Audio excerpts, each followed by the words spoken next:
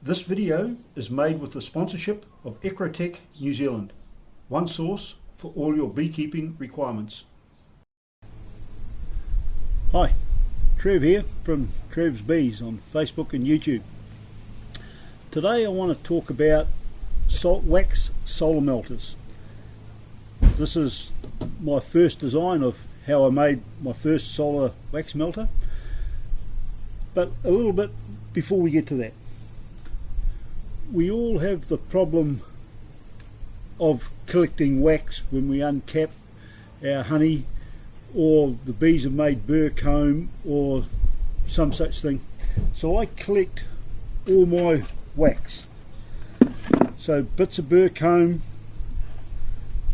stuff like that, I collect all that. But how do we get to this stage as well?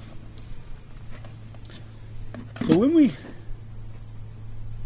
uncap our honey, or our frames, they go through a sieve.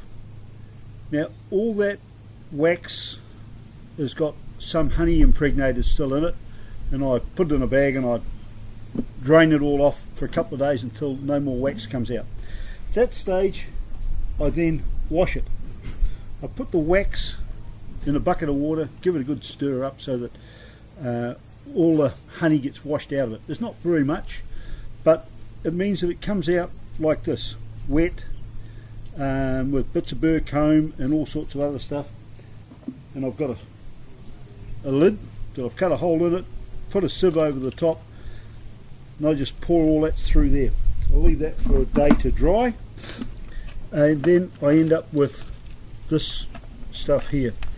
The bees don't come near it because while it smells a bit of honey, there's no honey in there for it. Once I've been through the solar melter, I end up with blocks of wax like this, which is now usable. Or if I plan on selling it, I put them into silicone trays and I make little blocks of wax like that. Now this is, when I do it this stage, this is only capping wax. I don't use that from burr comb or other stuff. So, how do we get on? This is a polystyrene box, and it's a Crisco's polystyrene box, and it's the hamper pack that they use for sending out their meat and such like. So with a jigsaw or a knife, this craft knife, I've cut out the inside here, put some silicone in it, and put a pane of glass in there. That's ordinary glass. I have tried to use it's double glazed, but I find that that doesn't work because the heat build up is too slow.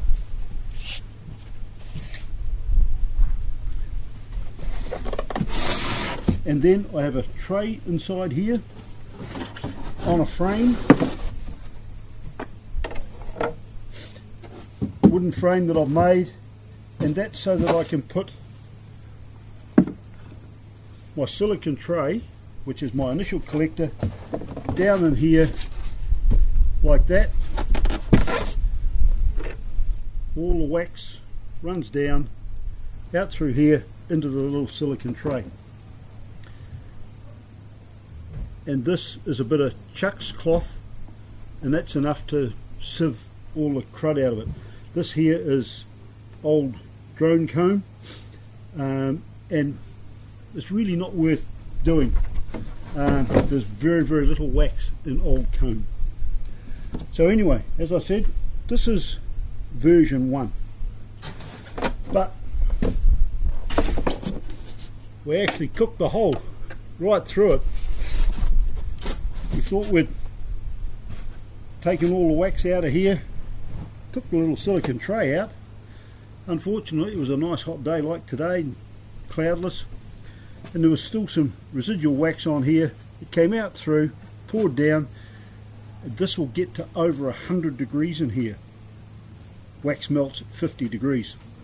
Poured down on here, and no, sorry, 65 degrees for beeswax. So that's version 1, due for the scrap heap. So over here is version 2. This is somewhat similar, except that I got a bigger lid. I built this to suit the size of the glass that I had, but more so to that I can put 2 frames, full depth frames, in each side here, and I can melt all the wax out of there without stripping them off the frame. Can't put plastic frames in there because it just melts the frames and deforms them. I always carry a spare pair of gloves in here because this little lid gets very hot very quickly. Old scraper for scraping down the tray. One of the things that I've found, it gets so hot in here, all the polystyrene actually melts just from the heat that's built up. So, and I've got a little frame that holds it up so I can work on it. The other thing is, this glass gets a lot of condensation on it because there's a lot of moisture in the wax. So I just keep lifting the lid up, wiping that out. Okay, I've got one other little innovation. Obviously, if we don't have a really clear day, we have problems getting 100 degrees in here to melt the wax. So I've come up with a little bit of a solution to that. And we've probably all got one of these sitting around. So what I do is I put this around here like this. Still a bit of a work in progress.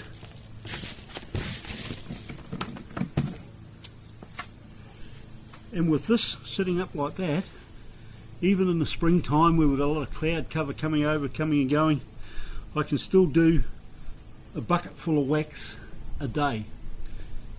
Slow time process, but the whole thing works and it doesn't cost you really much. I made this for next to nothing because I had it all scrap. I had a sheet of glass and I had half a sheet of 12mm ply that I had from a job that I had, it was left over from a job that I'd done. One last little thing with this.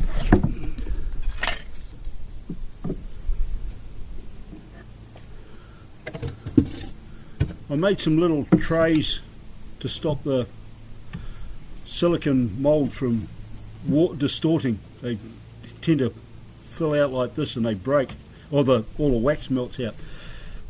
So I put a bit of water in here first, so when the wax dribbles in here,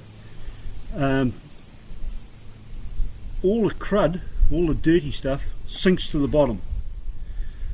Then once it's set, I take that wax out, I give it a wash, put a bit more water in, and then I sit it on here like that. So this is all set up on an angle, but if I set it like that, then close the lid again with just my block of wax in there with a bit of water, that will melt that all out finally again, so it's all nice and clean, and then any wax, any dirt that's on the bottom is all gone. It all sinks to the bottom.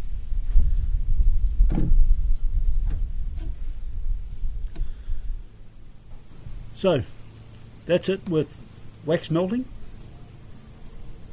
This is Trev from Trevs Bees on Facebook and YouTube. We'll catch you around in the beehive. We're doing some other job.